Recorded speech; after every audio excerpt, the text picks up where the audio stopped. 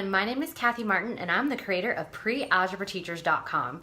I am coming to you live from my kitchen today because I actually had an emergency at home that I had to leave school pretty immediately and I didn't have a chance to come to you on Facebook Live here in my classroom. So I am in Kathy's kitchen, so welcome. Again, my name is Kathy Martin. I'm the creator of Prealgebrateachers.com. I help teachers stress less so we can engage our students more. I've had a lot of questions lately about really how to prepare our students for state testing. And one of the best ways to prepare students for state testing is by using stations. If you don't use stations, click on any of the links above or below this video, depending on how you're watching it, to get a little bit more help via an awesome math stations training that I've created. But today I wanted to give you some of my top 3 pointers on how to make math stations work in your classroom. So the biggest question that I get regarding math station, or one of the questions I get, is how do I start with math stations? And the biggest recommendation that I can give you when starting with math stations is to really go over those routines. Don't just give your students like 5 different activities and expect them to know what to do. You have to train your students. You have to set the rules, the procedures. You have to set that groundwork. Trust me, when I first started with stations, it was a complete disaster, a complete failure. I didn't do any of this. So learn from my mistakes. Train your students, and it can take a few weeks to train them, and after a few weeks, you'll be able to then add a teacher station so you can work with individual small groups. You can work and grab the kids that you have to work with, that you need to work with, that need a little extra help, or that might need a little bit of extra push because they might be a little bit more advanced.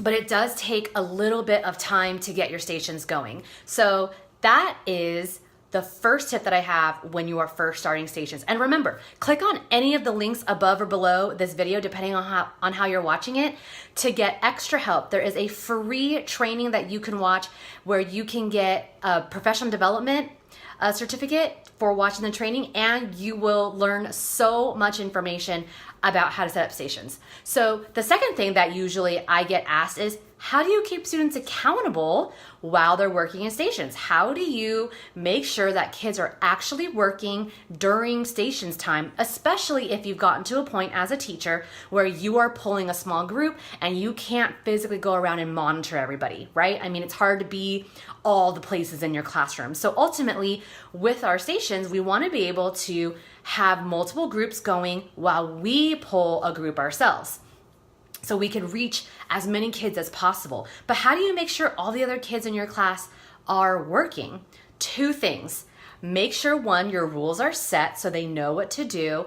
And the second thing that I have my students, the second thing that I have available at each station is a written piece of paper that tells them exactly what they have to do at that station, what they do after the station, what they do when they're done at the station, and what they do if they don't finish the station activity. If you're interested in what this looks like, definitely click one of those links above or below this post so you can watch our training and you can download the little guide that I have, because it is one of the freebies in there. Freebies are awesome. So that's how I keep students accountable for stations. And the third thing that I get asked is, where do I come up with stations activities?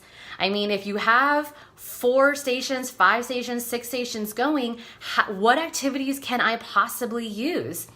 The stations activity, or the stations training that I have posted in those links, you can click on any link that you can, or any link that you want in the post above or below, and it will take you straight to our free training. And I talk a lot more in-depthly about different stations activities that you can use. But just to give you some quick, actionable steps that you can take in your classroom, one of my favorite things to do with stations is to incorporate a technology station if you have technology. Now, I know a lot of our schools, including my classroom, we are not a one-to-one school, meaning my students are not equipped with their own individual Chromebook, and that's fine. But I do have 2 Chromebooks, 1 desktop, and my students, most of them do have cell phones. So I like to use Kahoot, which is a free platform that you can sign up for and your students can immediately get on. And I like to use the platform Quizzes. It's Quizzizz. There's lots of Z's. But they're both free and they're both really engaging and fun. If you don't have access to technology, which is totally okay, I like to use task cards. And within the prealgebrateachers.com community, we have so many task cards that you can choose from. As you know, as soon as you become a member in our community, you can access all of our task cards. I like to use coloring pages as well because the coloring pages, 1, it's relaxing, and 2, there's only 10 problems on a page. So students can get through it relatively quickly within 10 to 15 minutes of our stations time, and then they can color at home, or if they finish really quickly, they can color within the stations time. And the third activity that I like to use is mazes, which is really, really fun for them because it's quick, they get a quick win, and they're not sitting there struggling with so many activities. If you don't have access to these, feel free to join the prealgebrateachers.com community. All you have to do is go to prealgebrateachers.com/join, or you can always use your textbook as a station activity. You can use any worksheet that you might have, like that you can find if you have access to it. You can create your own task cards. You can make your own individual index cards, and use that. But that does take a little bit of time. Within our community, we do have just boom, easy print, ready to go, no prep. Task cards already available to you. So those are some of my favorite activities. And remember, if you need or want more in-depth information about about stations, click on any one of those links I have included above or below this post, depending on how you're watching this video right now.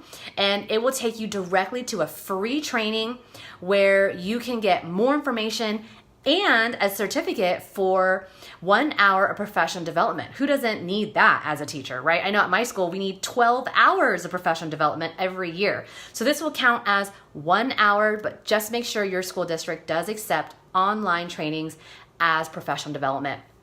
So again, my name is Kathy Martin. Thank you so much for joining me in my kitchen today. I hope you found this information valuable. Don't forget to click on any of those links above that I provided, or below, depending on how you're watching this video. And if you want access to every activity you need, every lesson plan, every warm-up, every test, PowerPoint notes to stress less and keep your students engaged, join the prealgebrateachers.com community today. It's test prep season, and we have everything you need to make sure your students are ready to go with your state test. I can't wait to see you inside of our community. I hope that this Facebook Live has been informative for you, and I hope that you were able to learn something, and I can't wait to see you next week. Bye!